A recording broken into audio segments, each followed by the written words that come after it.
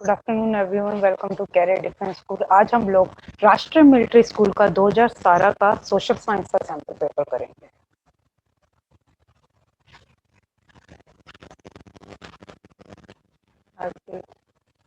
तरीका भी आपको बिल्कुल नया मिलेगा, डिफरेंट मिलेगा, नया मिलेगा। जनरली क्या होता था कि लेक्चर लिया, चैप्टर लिया और नॉर्मल पीपीटी भी आज आपको थोड़ी कलरफुल मिलेगी।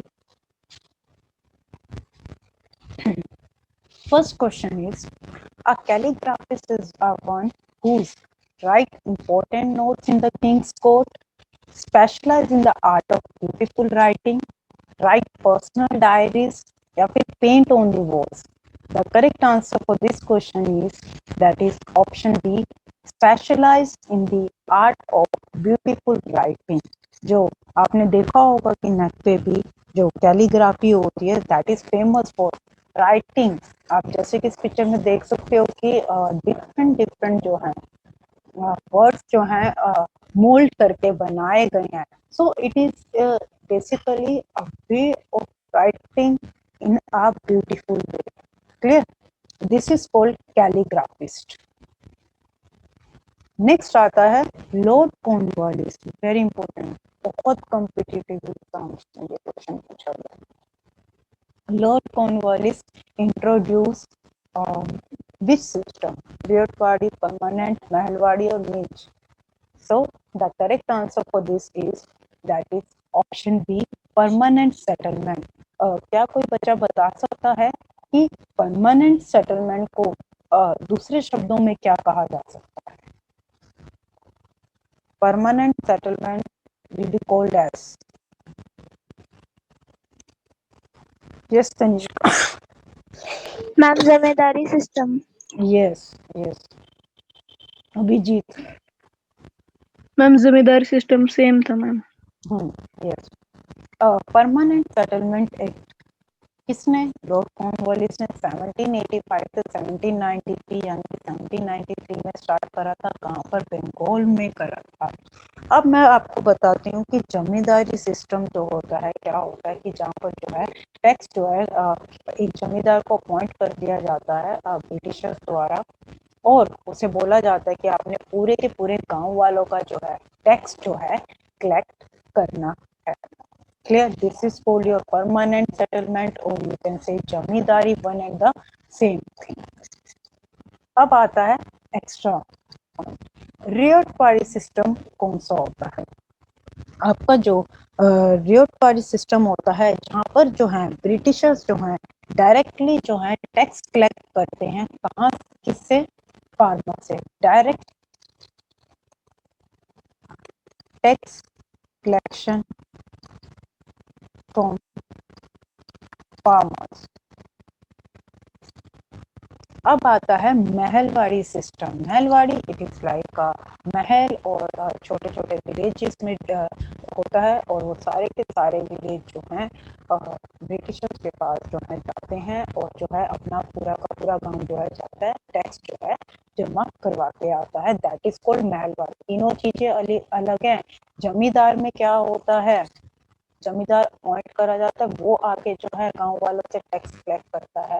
यहाँ पर ब्रिटिशर्स डायरेक्ट टैक्स कलेक्ट करते हैं फार्मर्स से। महलवाड़ी में पूरा का पूरा गांव जाता है अपना टैक्स जो है जमा करवाने। नीज नीज इट इज एन कल्टीवेशन। ये एक इंडिगो की कल्टीवेशन है, नील की खेती। क्लियर? एक्स्ट्रा पॉइंट्स भी हमारे जो है यहाँ पर जो है डन हो गए। Moving on to next, who led the revolt? Very important chapter. Who led the revolt of 1857 in Bihar? Yes, Abhijit. Ma'am Kunwar Singh. Yes, yes, yes. आज पिक्चर्स ऐड ऑन करने का मकसद है कि आपको इंफॉर्मेशन भी, इसलिए जो है मैंने जो है पिक्चर्स जो है आपकी जो है डाली है। देखिए बिहार में जो है 1857 की क्रांति को जिसने लीड करा था वो थे कुंवर सिंह। तात्या टोपे और नाना साहिब, इन्होंने जो है कानपुर से लड़ाई लड़ी थी। अब बहादुर शाह डायरेक्ट इन्होंने लिखा हुआ है। एक जो है हिस्ट्री में बहादुर शाह जो है, एक बहादुर शाह 1 है और एक जो है बहादुर शाह 2, जिन्हें बहादुर शाह जफर भी बोला जाता है। वो हमारे लास्ट मुगल एम्परर हैं। लेकिन जो बहादुर शाह 1 है उसके बारे में आपको बता देती हूँ। उनका जो है ओरिजिनल नेम जो था वो था Mohammad Muazzam. This was his original name. और ये जो थे बहादुर शाह 1 थे, ये 7th मुगल एम्परर। और इनका जो टाइम पीरियड था दैट वाज बिटवीन 1707 से लेकर 1712 तक जो है इन्होंने जो है शासन करा है, रूल करा है। अब है कुछ और भी थोड़ी एक्स्ट्रा सेंटर्स लिए हुए हैं, लीडर्स लिए हुए हैं और ब्रिटिश सप्रेसर जिन्होंने दबा दिया था इनका ये जो नीचे ये जो है रिवोल्ट ऑफ 1857 की कुछ पिक्स ली हैं। यहाँ आ जाओ ऊपर दिल्ली। दिल्ली में जो लड़े थे वो बहादुर शाह 2, जिसकी मैं बात कर रही थी। बहादुर शाह 2 को बहादुर शाह जाफर भी बोला जाता है। One and the same thing, वो ये भी दे सकते हैं ना। क्लियर? ये जो है बकत खान, इन दोनों ने मिलकर जो है दिल्ली से लीड करा था। ये बकत खान जो है कमांडर इन चीफ है बहादुर शाह 2 के। और इस जगह पर सप्रेस जिन्होंने करा था वो जॉन निकलसन थे और हुसैन। बनारस में लियाकत अली ने लीड करा था और जेम्स मील ने इनका जो है सप्रेस करा था, दबा दिया था। कानपुर में नाना साहिब और कांते टोपे ये लीड रोल में थे और एक अजीमुल्ला खान भी हैं, बट लीड रोल में दैट वाज नाना साहिब और कांते टोपे। ब्रिटिश सप्रेसर कौन थे? Campbell and Havelock.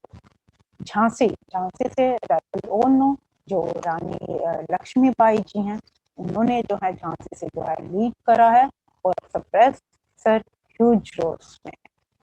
बरेली से खान बहादुर खान ने जो है लीड करा है और ब्रिटिशर जिन्होंने सप्रेस करा है वो है सर कॉलिन कैम्पबेल।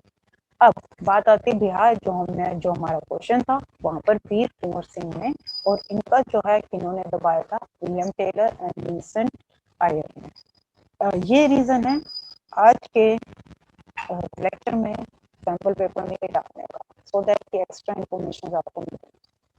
नेक्स्ट आता है during British period Rashtrapati Bhavan was known as, यानी कि जब ब्रिटिश का पीरियड चल रहा था हमारे देश में, ब्रिटिशर्स का रूल चल रहा था, तो वो राष्ट्रपति भवन को किस नेम से बुलाते थे? Kingsway, Viceroy Palace, Imperial House, Viceroy Lodge. Correct answer for this is Viceroy Palace and it look like this, ऐसा था, बिल्कुल सही। नेक्स्ट आता है from where did Gandhi ji begin the famous salt march. जो साल्ट मार्च था ये जो है इन्होंने गांधी जी ने जो है कहाँ से शुरुआत करी? साबरमती, दांडी, कोलकाता, वेदनाया। हाँ जी बेटा, हाँ जी, हाँ। अभी ma'am Kolkata. Kolkata, okay. Answer for question is, mute कर लो बच्चे। तनिष्का, हाँ जी बोलो Tanishka. Ma'am Sabarmati. Yes, the correct answer for this is Sabarmati. Sabarmati, that is near Ahmedabad. ये जो है अपने आश्रम से निकले और इन्होंने जो है साबरमती। एक चीज, ये कब हुआ था? Important question. 12 मार्च 1930। बहुत इम्पोर्टेंट, बहुत इम्पोर्टेंट इंफॉर्मेशन है। चाहिए एक्स्ट्रा पॉइंट जो मैं बता रही हूँ ना, कॉपी में भी नोट कर लिया करो, आगे से कॉपी लेके बैठा करो, कॉपी होता है। इस तरीके से जो है ये निकल गए थे गांधी जी, काफी अपने फॉलोअर्स को लेके, और इस तरीके से काफी भीड़ थी। और ये लोग जो है अराउंड 240 माइल्स जो है ये लोग जो है इन्होंने जो है ये लोग चले थे, 240 माइल्स।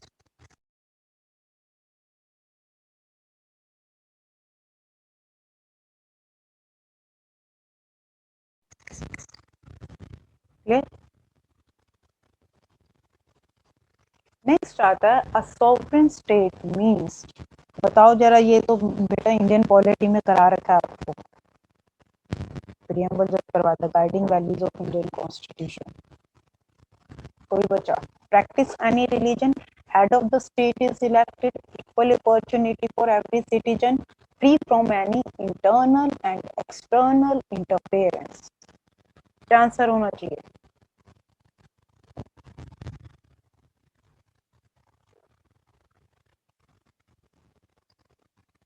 हाँ जी बोलो तनिष्का।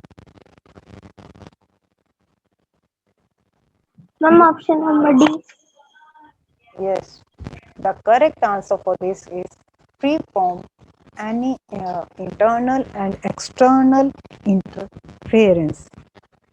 यहाँ पर क्या है, सॉवरेन का मीनिंग मैंने बताया था कि people have supreme right to make decision on internal as well as external matters, no external power can dictate our government, simple, कोई भी एक्सटर्नल पावर आके हमें ज्ञान नहीं बांट सकती कि आप ऐसे करो वैसे, clear? So this is in this picture you can see those state sovereign state के flags हैं, इंडिया का भी है, क्लियर, अंटार्कटिका भी है, जो और भी जितनी कंट्रीज हैं उन सबके जो है फ्लैग्स है। नेक्स्ट आता है the protection of women from domestic violence act came into effect in, और 2006, 2004, 2005 और 2008। Yes yes Tanish. Ma'am option number C. It is also written on the screen. Very anyhow, the Protection of Women from Domestic Violence Act 2005, एक चीज बताती हूँ कि 13 सितंबर 2005 में जो है, ये जो है डोमेस्टिक वायलेंस एक्ट जो है 2005 जो है शुरू करा था, मतलब इसके रिगार्डिंग बात रखी गई थी कि हमने जो है वुमेन को जो है प्रोटेक्ट करना है, बट एक्चुअल में जो ये जो है कमेंस कब हुआ था, इट वाज ऑन 26 अक्टूबर 2006 को जो है ये कमेंस हुआ था, स्टार्ट हुआ था, क्लियर? यानी कि घरेलू जो है हिंसा नहीं करी जाएगी वुमेन के खिलाफ, उसके लिए जो है ये एक्ट जो है लेके आया।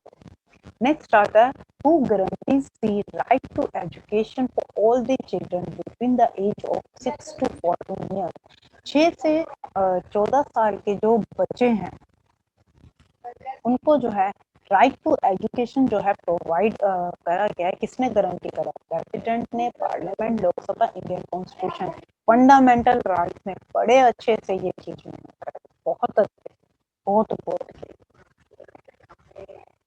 क्या आएगा इसका आंसर? एनीवन?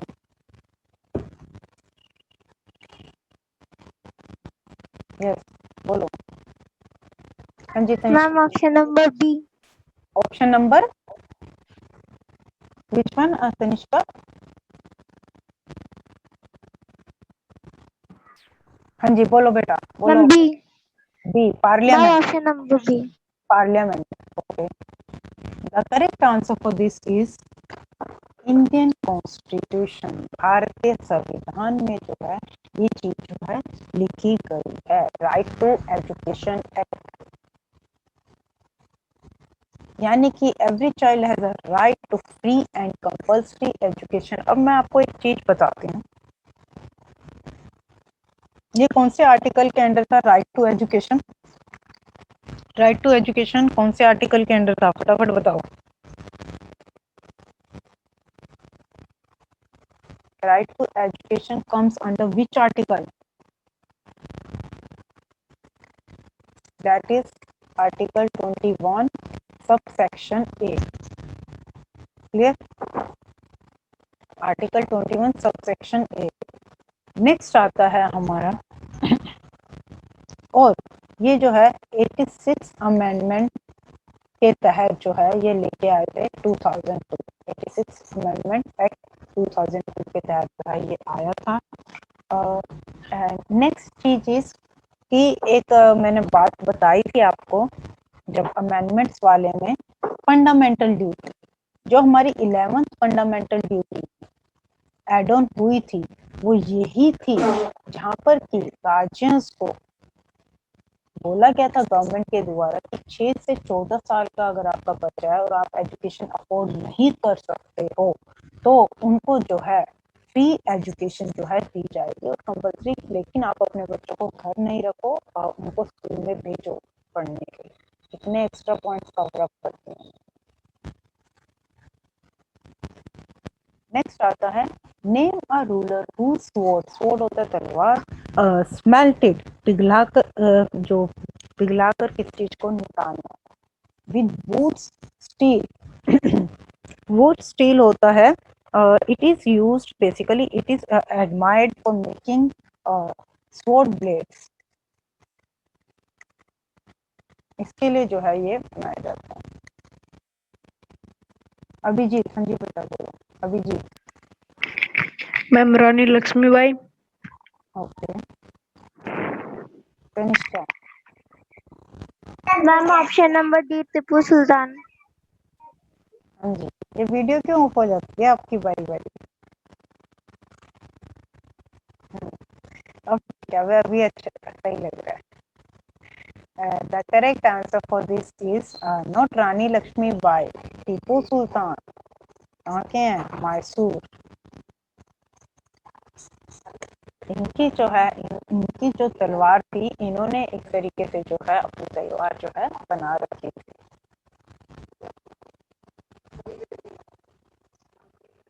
नेक्स्ट आता है Rani Chennamma is associated with Coonoor, Chittoor, Hyderabad और Cochin. The correct answer for this is Rani Chennamma जो है चित्तूर से बिलोंग करती थी। यहाँ की ये चित्तूर की जो है किंग थी और एक प्रिंसली स्टेट था ये। प्रिंसली स्टेट पता है ना, राजा रानी या राजा महाराजाओं का। प्रिंसली स्टेट कहाँ पर? चित्तूर इन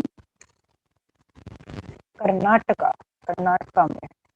और इम्पोर्टेंट चीज, she was first Indian ruler to led armed rebellion. ये पहली इंडियन रूलर थी जिन्होंने जो है लीड करा था armed rebellion against British East India Company in 1824। 1824 में जो है she led the armed rebellion against British East India Company. काफी अच्छी जो है वो थी योद्धा।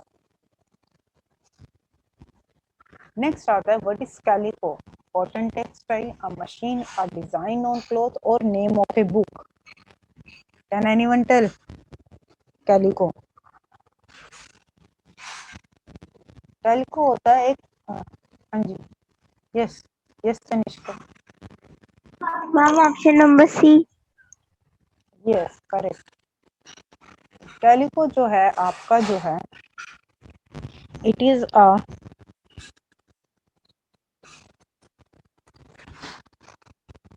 Plane woven textile made from unbleached and often not fully processed cotton. देखो जैसे कि इन्होंने कॉटन टेक्सटाइल है तो ये प्योरली कॉटन का कपड़ा नहीं होता, थोड़ा रफ होता है और उसके ऊपर जो है बुना हुआ, प्लेन वूवन टेक्सटाइल मीन्स बुना हुआ कपड़ा, क्लियर, जिसके ऊपर आप देख सकते हैं प्लेन के ऊपर जो है एम्ब्रॉयडरी जो है कर रखी है और जो है बुना हुआ है।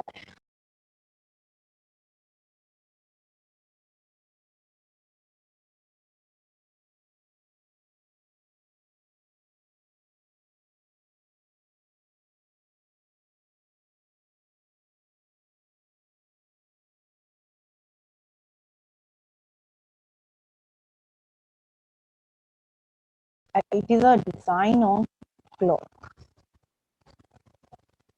नेक्स्ट आता है in which year did Gandhi ji return to India from South Africa? South Africa से जो है गांधी जी जो है कब वापस आए थे? 1920 में, 1915 में, 1935 में, 1917 में। Correct answer is that Gandhi ji returned India. Yes, Kashmir. हाँ जी बेटा. Ma'am B. हाँ जी. Yes. Gandhi ji returned to India from South Africa in 1950. 1915 में ये जो आए थे, उसके बाद जो है इन्होंने जो है इंडियन नेशनल कांग्रेस को जो है संबोधित करा था, बात करी थी, एंड वहाँ पर जो है इंडियन इश्यूज को जो है इन्होंने इंट्रोड्यूस करा था. पॉलिटिकली इन्होंने कुछ बातें करी थी. और एक चीज और मैं बताती हूँ, जब ये आए थे साउथ अफ्रीका से लौट के इंडिया, तो ये जो है इनके गुरु होते हैं, गुरु हैं ओल्ड पॉलिटिकल गुरु गोपाल कृष्ण गोखले. ये सबको पता होगा, वेरी फेमस पॉलिटिकल गुरु गोपाल कृष्ण गोखले. इनके पास ये गए तो इन्होंने जो है गांधी जी को बोला कि आप सबसे पहले इम्पोर्टेंट है कि पूरे देश का एक चक्कर लगाओ, मतलब देश में आप विजिट करो, अलग अलग जगहों पे जाओ और वहां जाके जो है आप चीजें जो है देखो कि देश की क्या समस्या है, क्योंकि गांधी जी जो है बाहर ही रहे थे. क्लियर. तो सबसे पहले बहुत जरूरी है कि वो इंडिया की प्रॉब्लम्स को जाने, इंडिया के लोगों को क्या तकलीफ है, क्या समस्याएं हैं, क्या क्या प्रॉब्लम्स जो है उनको फेस करनी पड़ रही है. तो ये जो है जब आप लोगों के पास जाओगे तभी आप जो है उनको जान पाओगे, उनके लिए कुछ कर पाओगे. तो फिर उसके बाद जो है फिर लेटर ऑन धीरे धीरे जो है गांधी जी ने जो है बहुत सी चीजें जो है इनके लिए जो है करनी शुरू कर दी थी, जैसे कि साल्ट सत्याग्रह, देन खेड़ा सत्याग्रह, चंपारण सत्याग्रह, वो अहमदाबाद मिल वाला जो था, वर्कर्स के लिए खड़े रहे थे, बोनस के लिए, प्लेग बोनस आपने हिस्ट्री में करा होगा.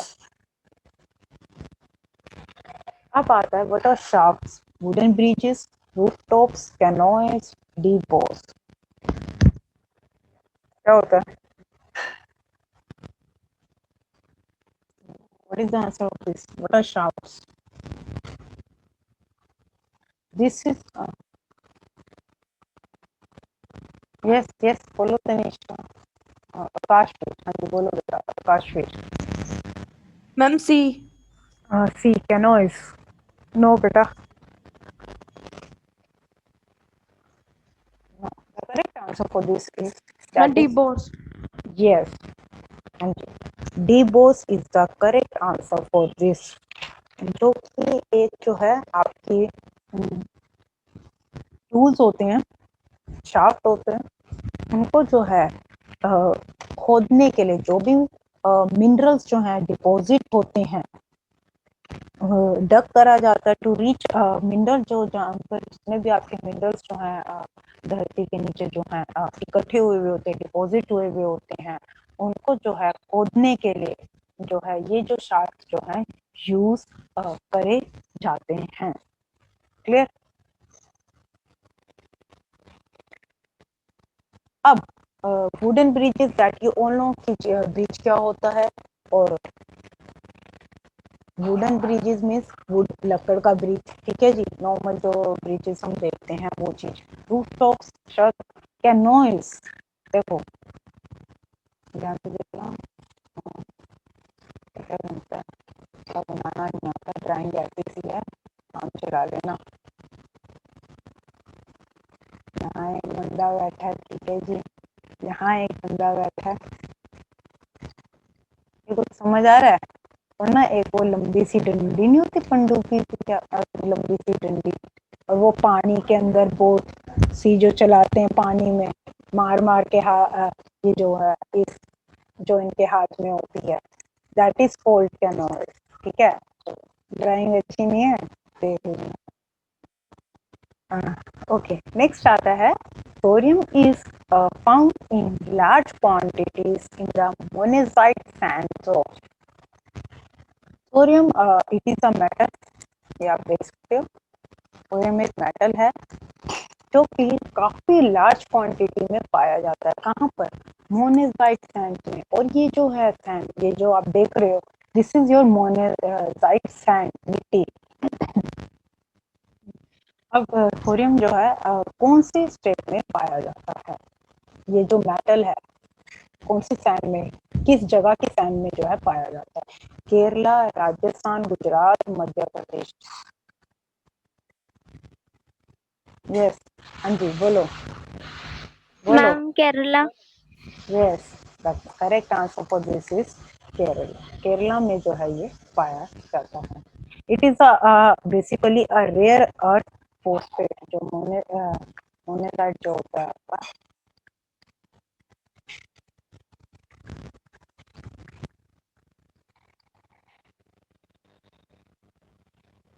नेक्स्ट आता है which of the following refers to more than one level of government. आप आंसर तो भेजिए पर आप कितनी चीजें सारी में मोर देन क्वेश्चन को ध्यान से पढ़ना कि इसमें से कौन सा रेफर करता है कि एक से ज्यादा लेवल गवर्नमेंट जो है वो किसमें होती है? सेपरेशन ऑफ पावर्स में, सॉवरेनिटी में, फेडरलिज्म में, डेमोक्रेसी में, किसमें?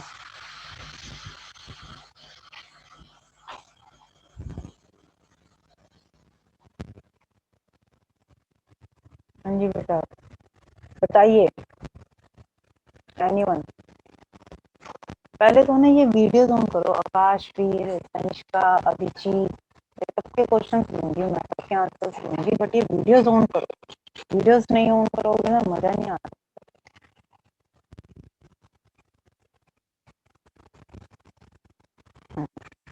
आकाशवीर वीडियो ऑन करो बेटा। आकाशवीर सिंह वीडियो ऑन करो। अभिजीत तोमर वीडियो ऑन करो। Akashveer, then only I take up your answer. Not visible, सही ढंग से करो कैमरा।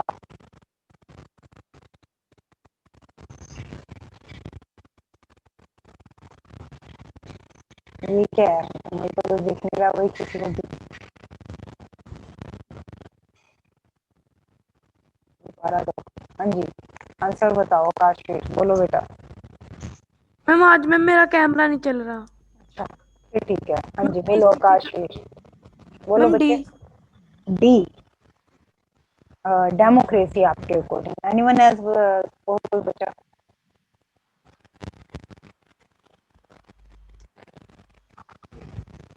ध्रुव तो मुझे लग रहा है अभी तक उसी में ही खोया हुआ है।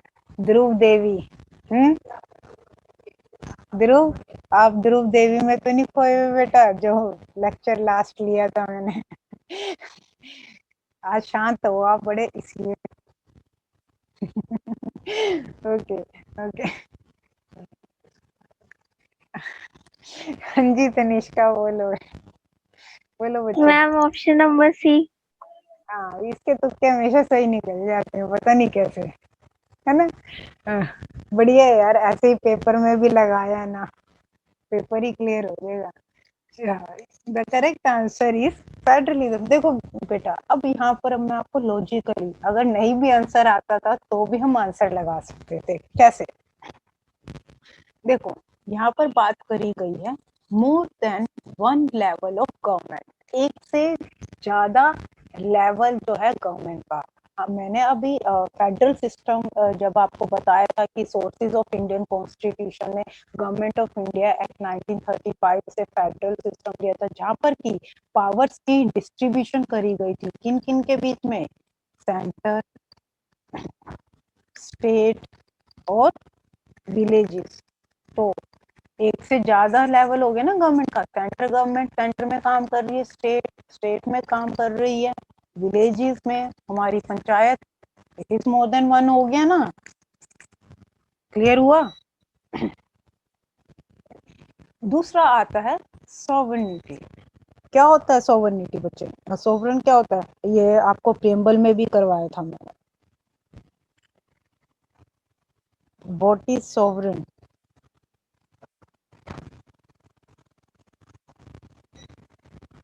अभी बताया था, अभी अभी क्वेश्चन भी गया है सॉवरेन का, जहां पर कि तनिष्का ने आंसर दिया था कि इंटरनल और एक्सटर्नल मैटर्स में जो है इंटरफेरेंस नहीं होती। सॉवरेन वही बताया था ना, सॉवरेनिटी, जहाँ people have supreme right to make decisions, जहाँ पर लोगों को सुप्रीम राइट होता है कि वो खुद के डिसीजंस ले सकते हैं। इंटरनल और एक्सटर्नल मैटर्स में कोई भी हमारी गवर्नमेंट को कोई भी डिक्टेट नहीं कर सकता है कि आप ये डिसीजन लो, वो डिसीजन लो एक्सटर्नली बाहर से। Democracy, that we all know, that is जनतंत्र, जहाँ पर कि it is a form of government, जहाँ हमारे देश में जो है लोग जो हैं people enjoy equal politically rights, equal political rights जो हैं इंजॉय करते हैं। अपने रूलर्स को जो है इलेक्ट करा जाता है और होल्ड देम अकाउंटेबल, यानी कि hold them accountable means answerable भी होते हैं। अगर इन केस वो कुछ गलत करते हैं तो उसके लिए they are answerable also. Extra point cover up हो गए हैं।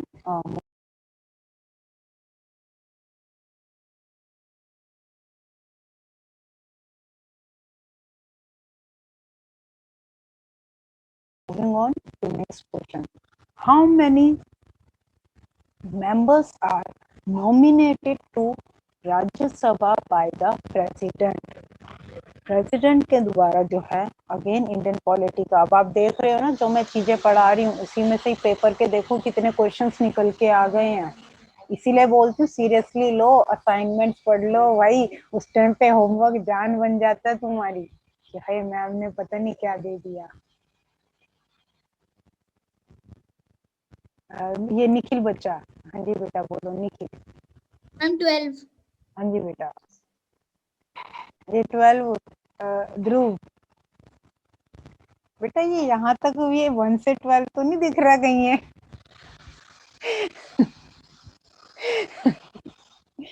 ओके ओके, चलिए अभी एक्स्ट्रा पॉइंट भी, थोड़ा रिवीजन भी आप बच्चों को मैं करवा देती हूँ साथ साथ के। Correct answer is 12। अब कितने मेंबर्स जो हैं नॉमिनेटेड हुए करे जाते हैं? मैक्सिमम स्ट्रेंथ जो हमारी राज्यसभा की होती है वो होती है 250 maximum, as per Indian constitution, भारतीय संविधान के, जिसमें से कि 238 हमारे जो हैं स्टेट से आते हैं, 12 जो हैं हमारे प्रेसिडेंट के द्वारा जो है नॉमिनेट करे जाते हैं। इसकी मैंने एक शॉर्ट ट्रिक बताई थी कि ये जो 12 मेंबर्स हैं, जो ये आपको 12 मेंबर्स दिख रहे हैं, ये कौन सी कैटेगरी से आते हैं। एक शॉर्ट ट्रिक करवाई थी ना क्लास नाम की, जिसमें कि C doesn't mean anything, L stands for literature, A stands for arts और sports कैटेगरी इसमें इंक्लूड होती है, S stands for your science and another S stands for your social service। यहाँ से जो है 12 मेंबर्स को जो है नॉमिनेट करा जाता है। अब करंटली अगर हम बात करें तो एट प्रेजेंट राज्यसभा की 245 सीटें हैं, अभी 245 मेंबर्स बैठे हुए हैं, 233 और 12। ये क्वेश्चन बहुत बार पूछा है सैनिक स्कूल में कि कितने इलेक्टेड मेंबर्स जो हैं राज्यसभा में है करंटली। उन्होंने ऑप्शन में 250 भी दिया था और 233 भी दिया है, 238 भी दिया है, तो इसलिए रिवाइज करवा रही, रिपीट हुआ है ये क्वेश्चन बारी बारी सैनिक स्कूल के पेपर में। इस वीडियो को लाइक करें, हमारे चैनल को सब्सक्राइब कर बेल आइकन जरूर प्रेस करें हमारी न्यू वीडियो सबसे पहले देखने के लिए।